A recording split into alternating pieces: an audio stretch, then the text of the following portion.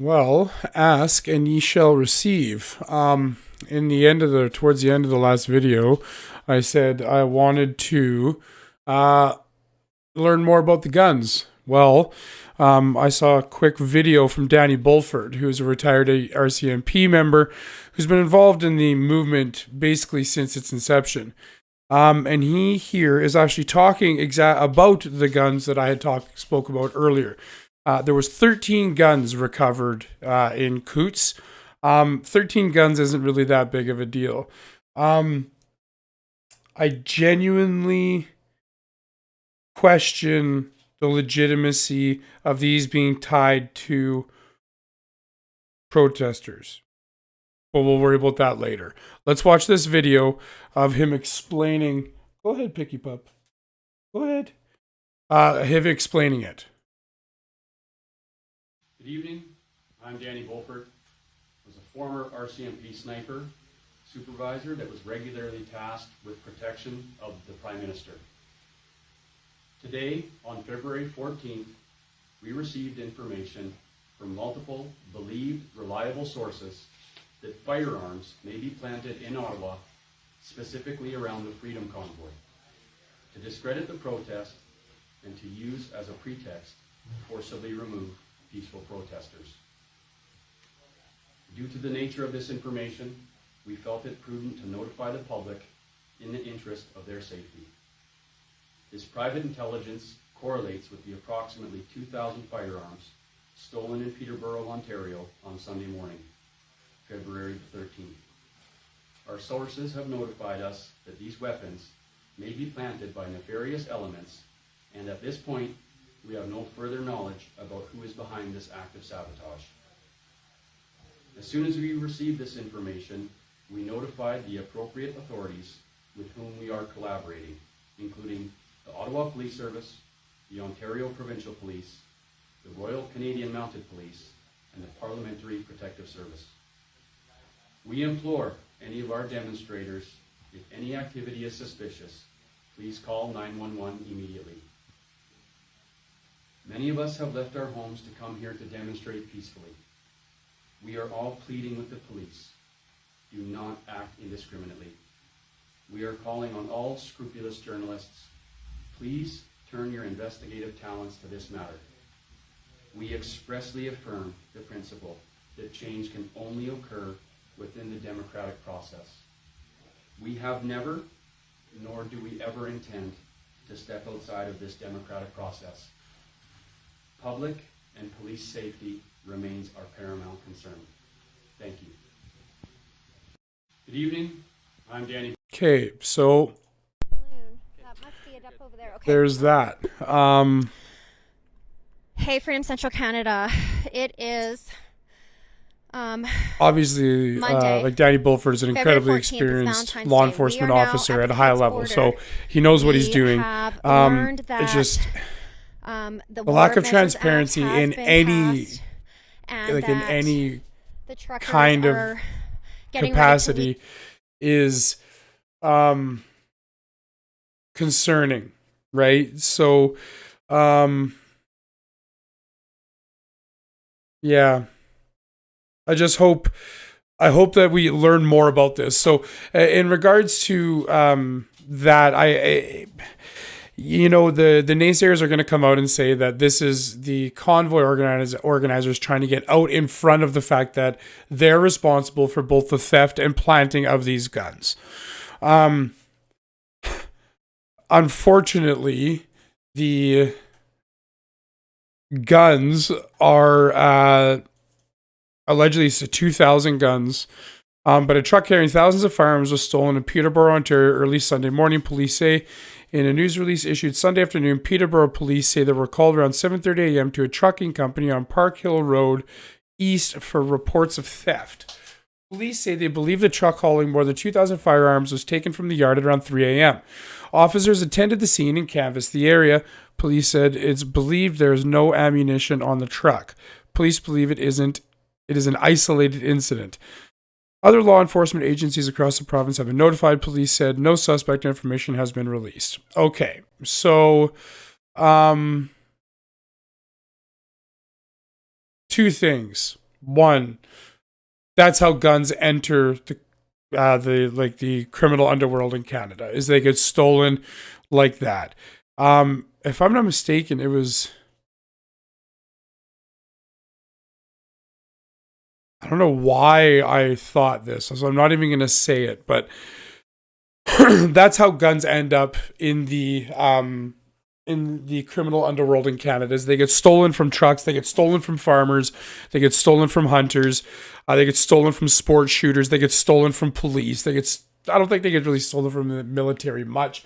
Guaranteed it happens, but I think stealing from the police and whatnot, and stealing from like commercial vendors is more common.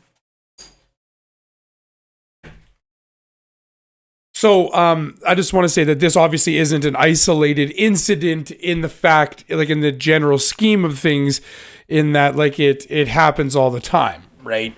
The timing of this is really bad. The timing of this is really bad. So we really need to find these guns. I hope that this, like I said, this has nothing to do with the protest. But them being close to the protest, there was some information that I read earlier from a private journalist who spent a couple days on the Hill and spent a little bit of time adjacent to the Hill. I guess there's some parking lot or something close to, like at a retailer or something, where there's a bunch of people. They're barricaded off, allegedly, these ones are. And he had said that it was quite obvious that this group did not want to be interfered with and was not entirely welcoming. Polite, but not welcoming. So now that we have information, allegedly, of guns being stashed in and around Parliament Hill, yeah. I also would be curious about what even the tactical advantage of Parliament Hill is. I mean, obviously the dense population of like parliamentarians, but obviously now that's not going to be a thing. I mean, if you invoke the Emergencies Act and then you send parliamentarians to work the next day, like, I don't think there's much grounds there. Now, in that vein here, let's I was going to do this in a video tomorrow, but I think the segue works out just fine. Like, we'll just do it now. I needed to familiarize myself with the Emergencies Act a little bit. So here is a summary, right? A publication or whatever. That I found on the government website. I'm pretty sure this is accurate. Like I'm pretty sure this is going to be accurate to like what we're talking about here. But there's some history here. Like I'll put the link to this in the channel notes. It's important that you read this stuff. I'm not going to spend a whole lot of time about it now, but it was it was amended. The War Measures Act was amended, and that's obviously something that confuses or gets conflated a lot. Is that this the Emergencies Act, Emergency Measures Act, or whatever, is the exact same thing as the War Measures Act? It's not. It gets very diluted by terms of what it can do. So I don't know for sure if what is happening in Canada actually constitutes the invocation of the Emergency Act. So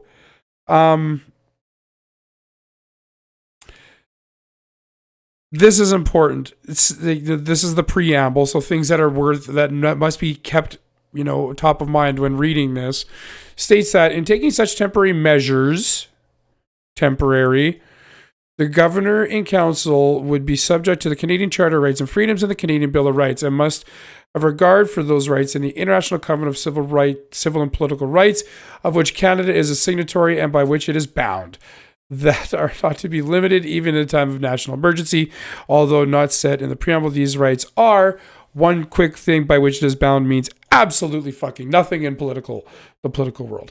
So the right to life, the right to protection against cruel, inhumane, or degrading treatment or punishment, the protection against slavery, the protection against imprisonment for debt, the protection against acts made retroactively into crimes, and the right of every individual to be recognized as a person under law, and the freedoms of thought, conscience, and religion. Okay, so public welfare emergency. If the Governor and Council believes on reasonable grounds that a public welfare emergency exists in Canada and necessitates the taking of special temporary measures, he or she can, after consulting the Lieutenant Governor and Council of the province or provinces where it is found. So, wait. Does it have to be done at a public or provincial level? Where it is found, so declared by proclamation, subsection 6 and 1 and 14. If the emergency exists in only one province, such a proclamation can only be issued if the provincial lieutenant governor and council agrees that the emergency is beyond his or her capacity to address. Oh, because it takes place in more than one province. I guess. Okay. A public welfare emergency is defined as one that is caused by real or imminent natural catastrophe, not applicable. Disease in humans, animals, or plants, not applicable. Accident or pollution, not applicable. Resulting in danger to life or property, social disruption, or a breakdown in the flow of essential goods, services, or resources so serious as to constitute a national emergency. A declaration of public welfare emergency would have to specify the state of affairs constituting the emergency, the special temporary measures the Government Council anticipates to be necessary, and to which part or parts of Canada the emergency, if it is not a national one, extends. While a declaration of public welfare emergency is in effect, the Governor and Council would be empowered to make orders and regulations concerning the regulation or prohibition of travel where necessary for the protection of the health or safety of individuals. So obviously this one is very localized, right? Where the government would be able to have any kind of influence. The evacuation of persons and the removal of personal property. I think the removal of personal property is precursed by the evacuation of said persons. I hope. The requisition, use, or disposition of personal property. Okay, then. The furnishing of essential services and provision of reasonable compensation for such services. Okay. The making of emergency payments. Okay. The establishment of hospitals and emergency shelters. The distribution of essential goods. The assessment, repair, and restoration of damages to works or undertakings.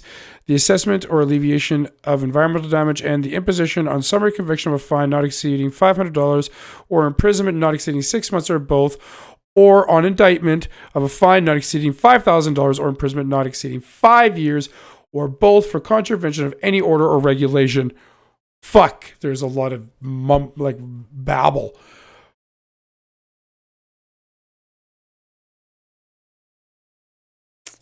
I don't think it obviously doesn't constitute any of those because this has nothing to do with COVID. Where the Governor and Council believes that a public order, I just got ahead of myself there. Okay, so where the Governor and Council believes that a public order emergency exists in Canada, he or she could, on reasonable grounds, see, this is the reasonable grounds thing here. I don't see reasonable grounds.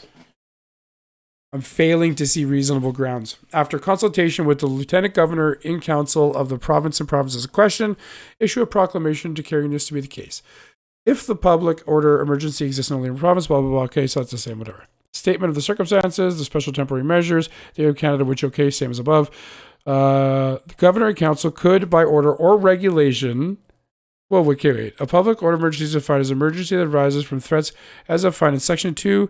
We are going to read that one. You bet your assets, Bluegrass. I struggle.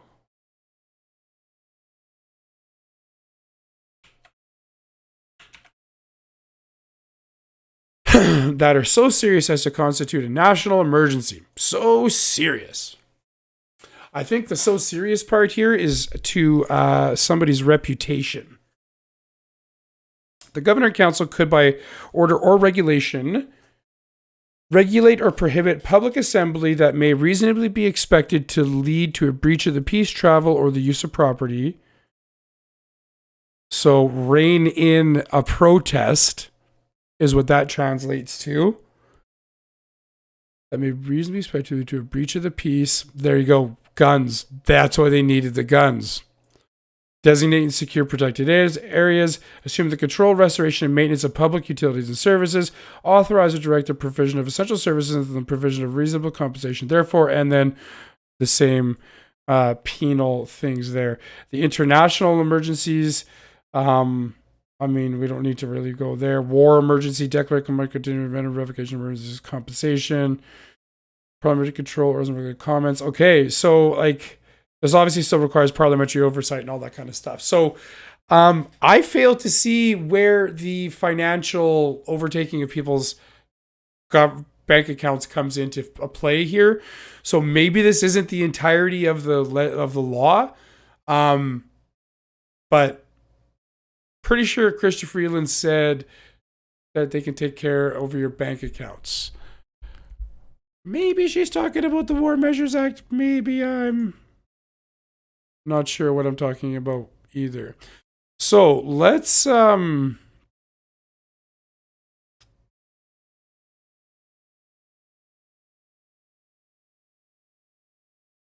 this act maybe says considered. So okay. Needs subsection 2 or section 2, right? International emergency as defined in section 2.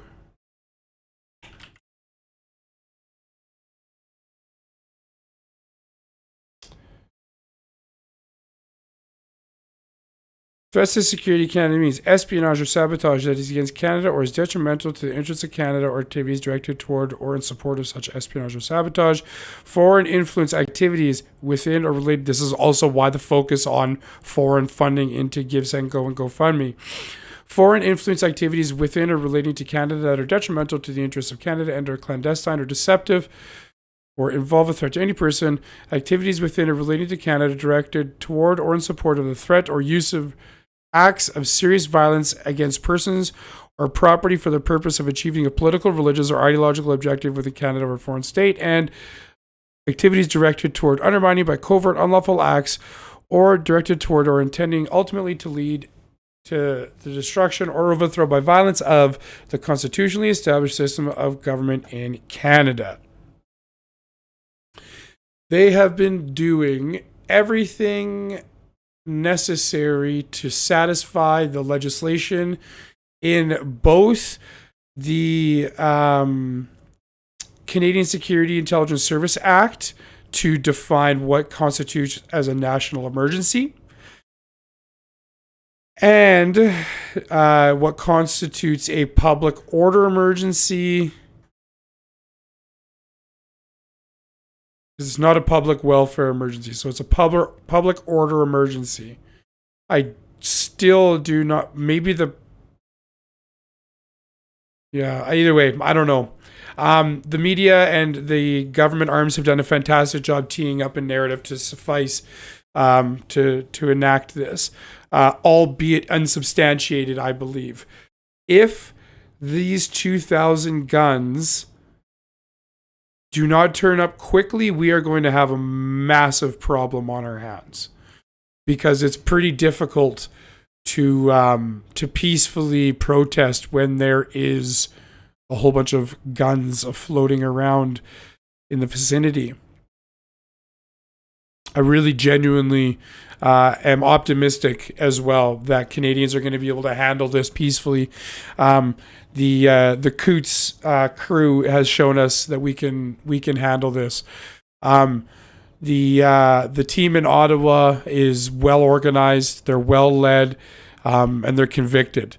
So we can and have to rely on their ability to hold the line while keeping this hopefully nefarious outside actor type stuff to the outside and away from the goal.